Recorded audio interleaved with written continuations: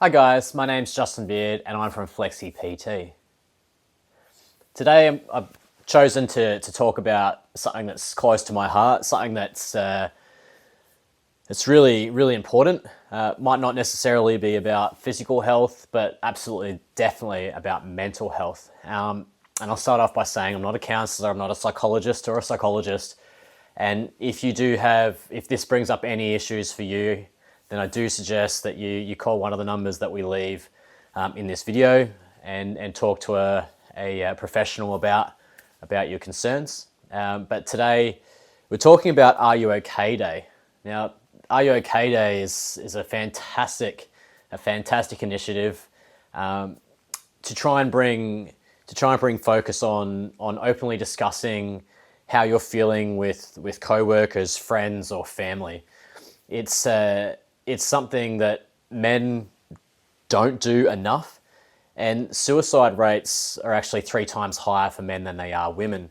And the statistics would show that a lot of that has to do with the fact that men just don't open up and talk about their feelings, because in times gone by, this is something that would make them seem weak and be ridiculed for. It's not so much the case today. Obviously, there's some people out there who still feel as though it's okay to shame people for opening up and talking about their feelings. And hopefully, as time goes on, hopefully as my kids grow old, we can eliminate that, and that's just going to be a very small minority.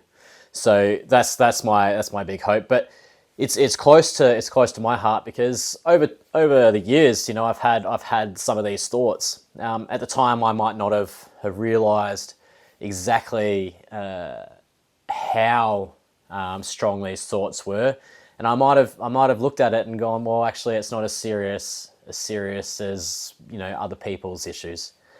But looking back at it now, I go, well, right, I was very close on several occasions to making a really serious and silly decision, because ultimately we've got, if we hang around long enough, there's a way out of everything, and we'll have our downs, and of course they'll be replaced by the highs. And if we quit when we're having our downs, then of course we don't ever get to experience those highs.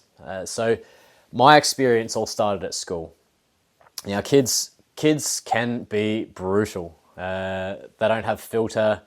They don't really care about or think to care about the other person. All they're focused on is landing that verbal blow, and then walking away feeling as though they've had that little victory. And sometimes the person they've delivered that to will be okay with it. They walk away. They go, oh, well, that sucked, but no harm done. I'll battle on the next time, and I'll come back with a good comeback next time. But some people aren't built as strong, and they will take that hit, and they will live with that for a long time. And you see suicide rates amongst kids, especially these days, going way higher than they need to be. There really shouldn't be any reason for a child to take their own life. There should be no reason for a child to think there is absolutely no way out. But with social media being so prevalent in the young community, it's something that it's really hard to avoid. Back in the day, it wouldn't have been so much of an issue. You'd deal with the problem face to face, and at worst, it might be a text message. And before text messages, like I'm not sure. I wasn't around at that stage, but imagine you go to the schoolyard and someone would say something to your face, or they might drop you a note, and that would be it. But now you can't avoid it, and now we've got so many things to worry about with our kids growing up on social media that they feel as though they can't avoid it. They feel as though their life's ending, and there's no way out of it, and then they do the unthinkable. So, like I said, my problem started at school, pre social media. Everything was verbal. Initially, kids, like I said, are brutal. They found a way through, and when they found that way through, it really stung. I then moved from a small town in Victoria to the city school in Adelaide, and that's where my problems really started. I spent a year at this school, didn't fit in, wasn't comfortable one bit, and so my parents decided to move me to another school, do the right thing, and try to help me out there. Now, as an 11 or 12-year-old, I'm now trying really hard to fit in, harder than I should, but feeling as though that I needed to try hard because it didn't work at the first school. So now I've really got to look after me, but also look after my parents, who are doing their best to try and help me get a good education. And that was something that I was really struggling to do because I was always focusing on what was going to happen once the bell rang and I would have to be left alone in the playground without teachers' supervision. So that didn't go all that well for me. The problem was I tried too hard and created those issues because I was trying too hard. Now, when the schools merged, when we went to high school, I was then stuck with the kids from the first school and the kids from the second school, and now they're all in the one school.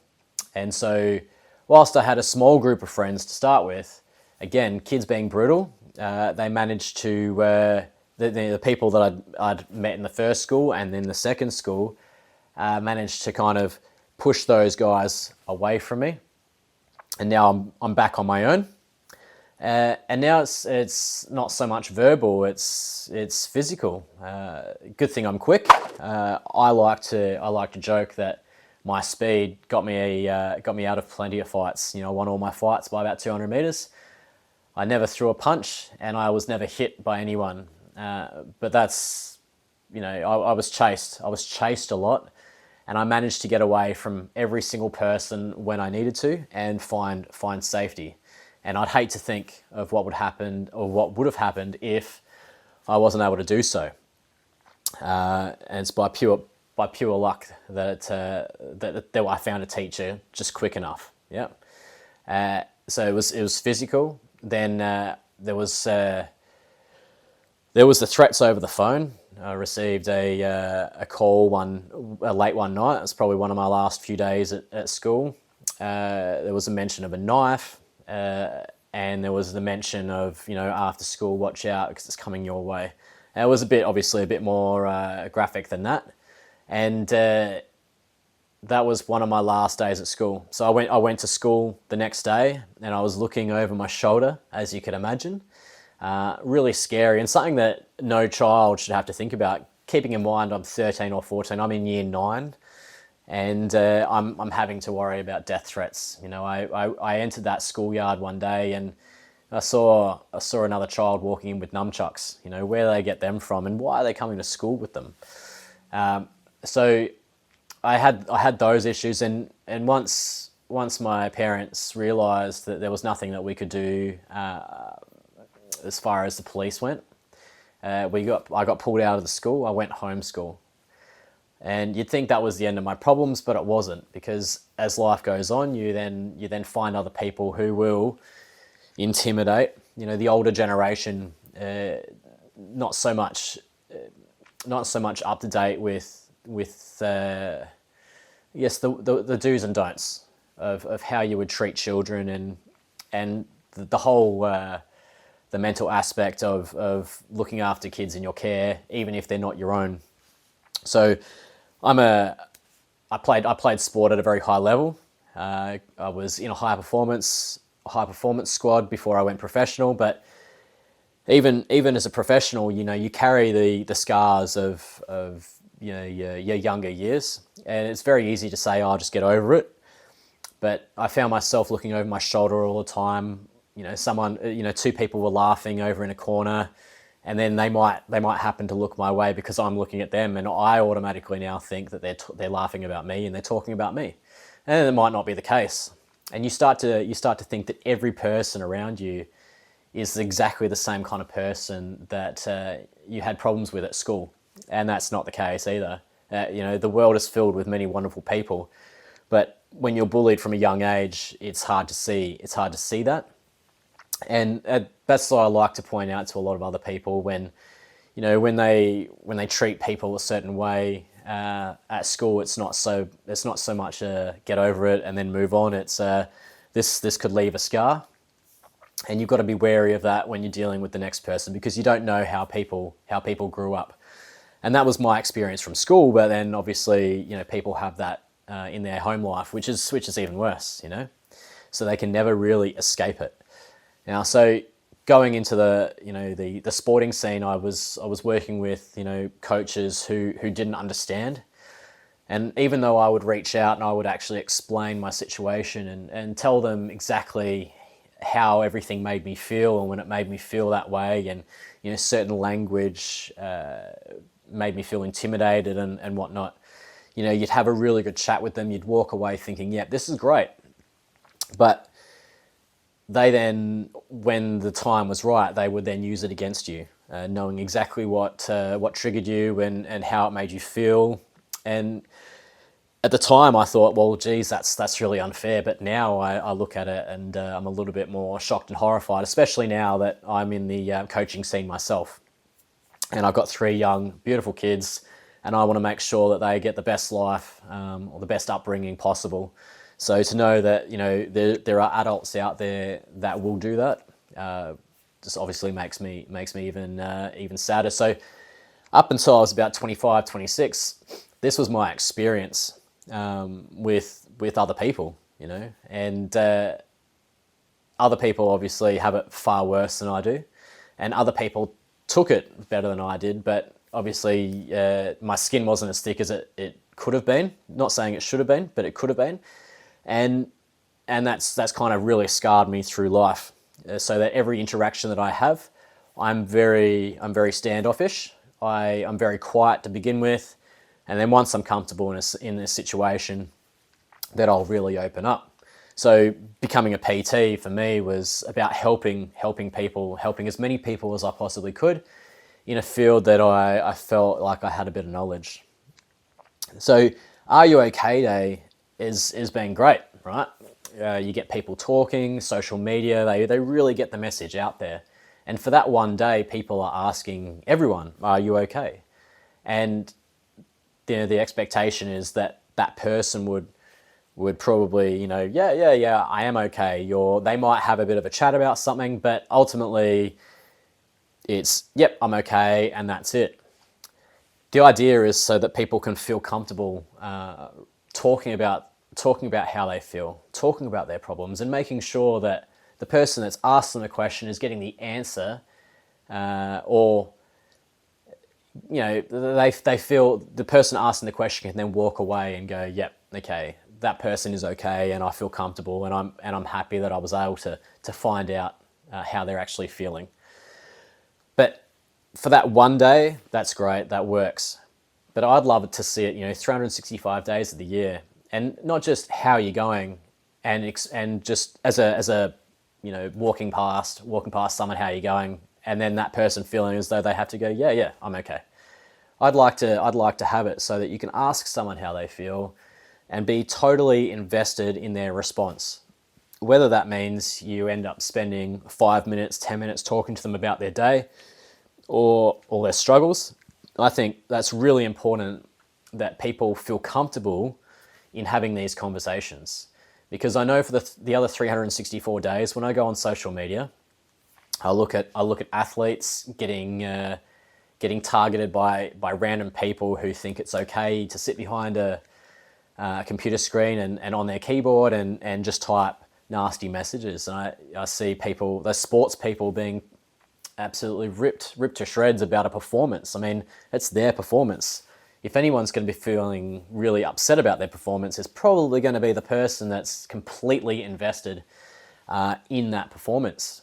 And there just seems to be no understanding that that person may just read that message, and that might be enough, or there might simply be no care. So I think some of the people who are really advocating Are You OK Day are guilty of this, and they might not see that as a huge deal. They might go, oh well, everyone else is doing it. But the problem is, just because everyone else is doing it, it doesn't mean we should be doing it. And if everyone's doing it and then you jump on board, that's just another person. That's just another person having another crack at this person. Just imagine if 200 people lined up and verbally abused you about a performance face to face. You know, that would just destroy most people. All right.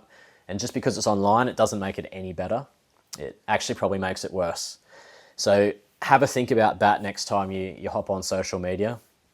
Definitely understand that everyone has feelings. We as athletes, you have feelings. You're invested in what you do. As a celebrity, just because they're famous, it doesn't mean they don't have feelings. And you could argue, yep, they put themselves in this position. But sometimes, like a movie star, they're just a really good actor or actress, and because they're in a field that actually gains notoriety for their performances, they become celebrities by choice, or not by choice, sorry, by their profession. You don't see my dad's a jeweler. He's a very good jeweler, but he's not famous, and he's not on TV. And it's just by pure luck that he gets to do what he does without having the whole world looking at it every move that he makes. Whereas actors and actresses don't get that same leeway. So have a think about that. And like I said, if anything that I've spoken about today hits you, or a family member or a friend in any certain way that you feel as though you need to reach out and talk to someone, I've got some numbers here at the bottom of the screen that you can call, because these guys are professionals. I'm not, like I said, I'm not a counsellor, I'm not a psychologist or a psychiatrist. I can't help, but I can definitely talk about it. And I think if we keep on reaching out to pass on this message, then we'll make a change one by one person by one person. We will make that change. So thanks for listening. I hope it didn't bore you too much, but that's a little bit about me and a little bit about my background and a little bit about my experience in that area.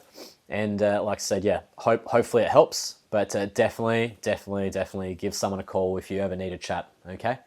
You have a fantastic day, guys, and thanks for listening.